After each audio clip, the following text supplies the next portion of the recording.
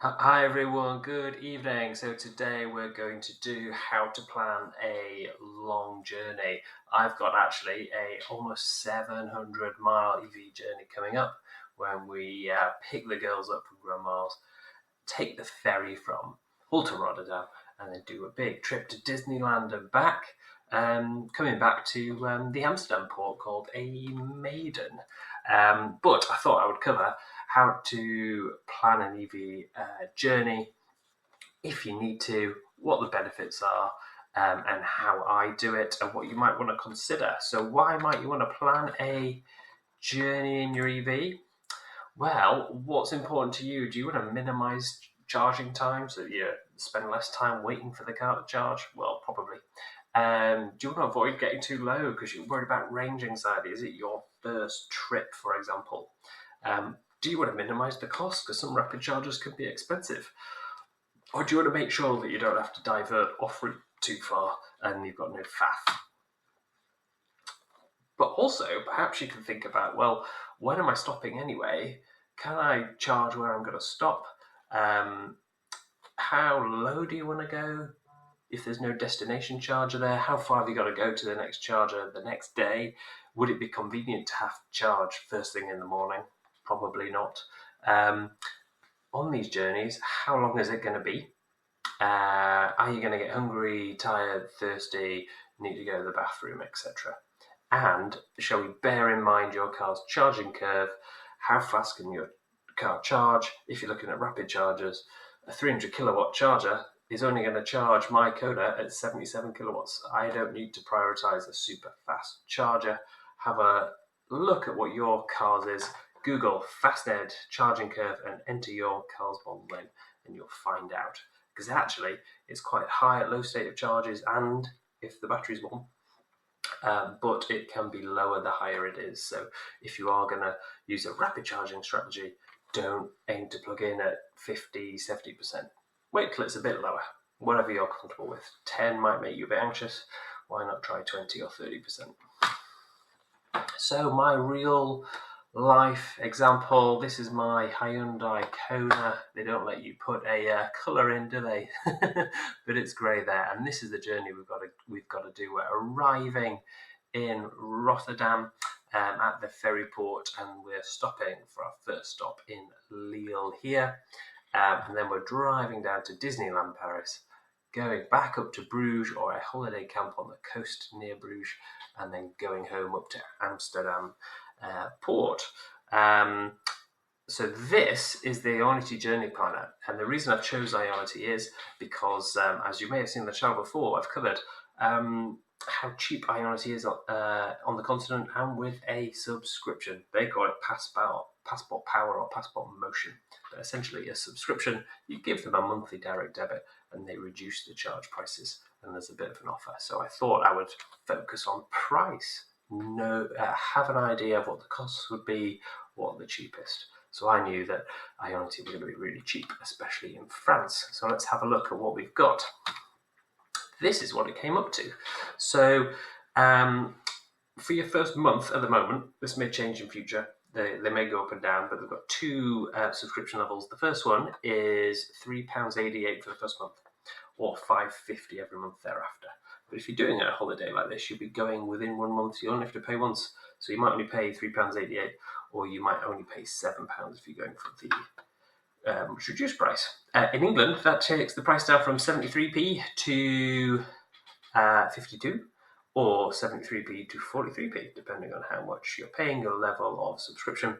And in France, it's down from something like 52, 59 cents to 39 to 33. So this is what Ionity said I should be charging at. So this Ionity Seclin is just by Lille, and it says I'll be arriving at 15% and I should charge to 75%, and it would cost me €22. But a 44-minute charge right after I've only driven not so far to get there might not be what I want to do.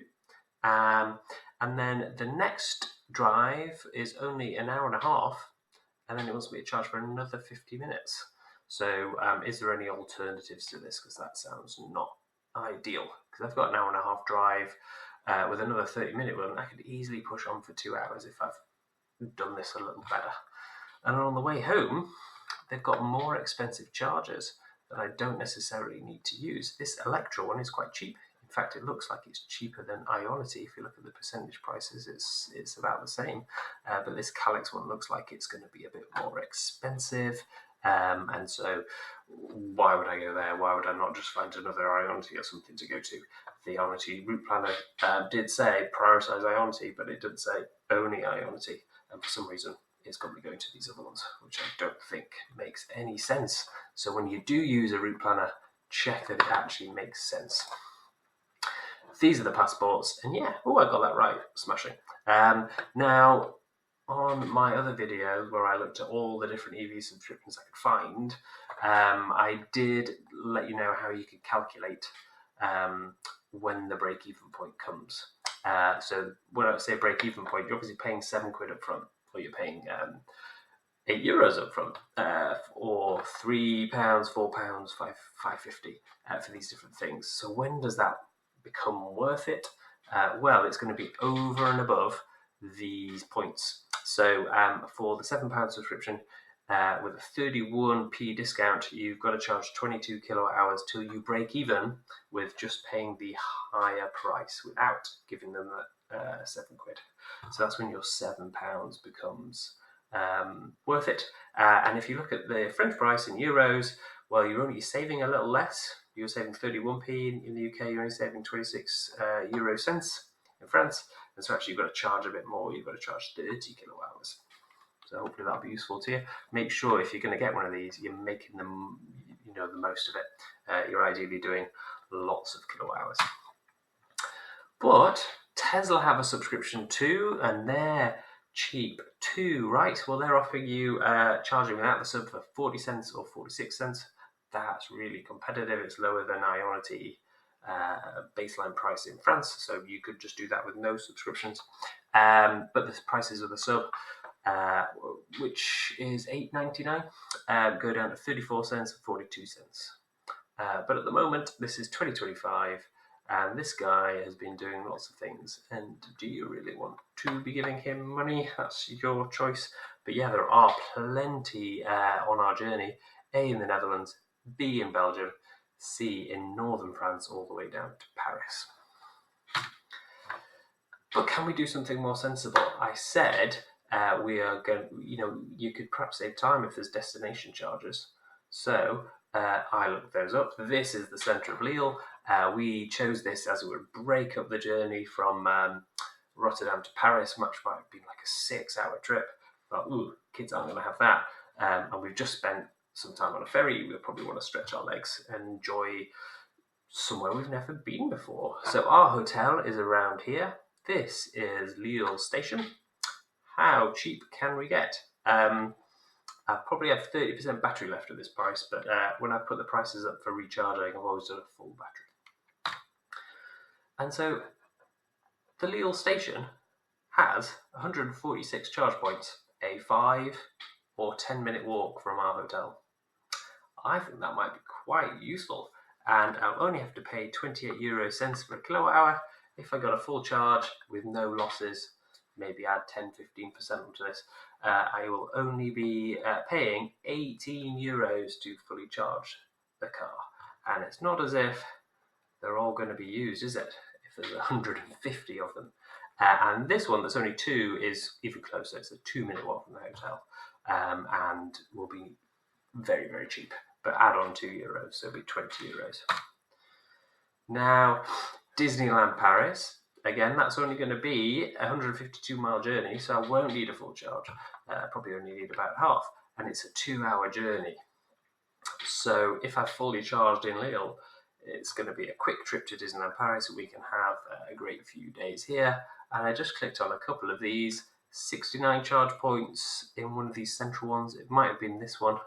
Only 28 cents a kilowatt hour. And Boulevard Park, I'm not sure. It could have been this central one, could have been one of these down here, but only 36 cents. So really cheap. So 23 and 18 euros if I needed to free charge. Bruges, on the way home, we'll break it up the journey on the way home, but going somewhere different, is a 200-mile journey. It's going to take us about 3 hours, and we're actually not staying in Bruges, we're staying on the coastline, the Bruges coastline, in a kind of like a holiday park, centre parks type place, and we might need a reasonably big charge on the car, and these ones are 46 cents a kilowatt hour in what I think is our actual holiday park. So super convenient. Is it more? Yes. It's 50% more, but it's still super cheap. And at 46 euro cents per kilowatt hour, that's probably about 10 euro cents a mile. So that's still pretty cheap, and cheaper than petrol. And super convenient. Don't even have to go to a petrol station. It's just by my holiday lodge. Wonderful. Last thing, getting home to Amsterdam. We've already got a 5-mile drive after we get off the ferry from North Shields back home, so we don't need to save any charge really. It's almost a 3-hour drive depending on which way you go, but only 160 miles. The whole trip from Scarborough, where we're picking up the kids, to the ferry at Hull is 44 miles. There's 650 odd for the rest of it. It comes to almost 700 miles. We'll average around 4 miles a kilowatt hour. We might even do better if the roads are slower, if there's traffic, or if it's warmer. So we might only use 174 kilowatt hours. Depends on a few things. Now, my initial home charging is going to be a £5. If I go with the Ionity Rapids, then we are going to pay a £7 sub. And then if we charge with them exclusively, we'll only spend £48 on actual electricity. But that will mean sitting by a rapid charger, eating lunch, or doing something that might not be very interesting for 3 hours for the whole journey. And if we can avoid that, that might be quite good. If we had a different car, like a Hyundai Ioniq 5, well, instead of 3 hours, because it was going to be 1, 2, 3 rapid charges, then that might only be 45 minutes and might be less of a problem. But yeah, it's £55 total, which is really good. If we do the destination charging, some of it was slightly cheaper. There was the 23 cents, wasn't there? But then there was the 46. So I did it with a weighted. There was 2 charges at the cheaper price, and there was 1 at the more expensive. So I weighted it, but still it came out slightly more than the Ionity price, because that 33 cents a kilowatt hour for DC rapid charging is fantastic. I haven't included losses on any of these, so actually that £59 could be 10-15% higher potentially. So do bear that in mind. That could be 66 or £72. But I worked out petrol at 50 miles a gallon at £1.30 would be out at £81. So both of those are considerably cheaper, even with AC charging losses built in. If you have any questions, let me know before. Please do check out my EV charging subscriptions made easy. I've got 1 and 2 videos. Check those out. And I've got some referral codes below if you want to get onto Octopus Electroverse or Instavolt apps. If you do a charge, I get a £5, you get a £5 for both of those. Wonderful. And then if you want some cut price electronics, check out the back market link below. You get a £10 off, and so do I. I'll see you in the next one. Thank you. Hopefully this is useful.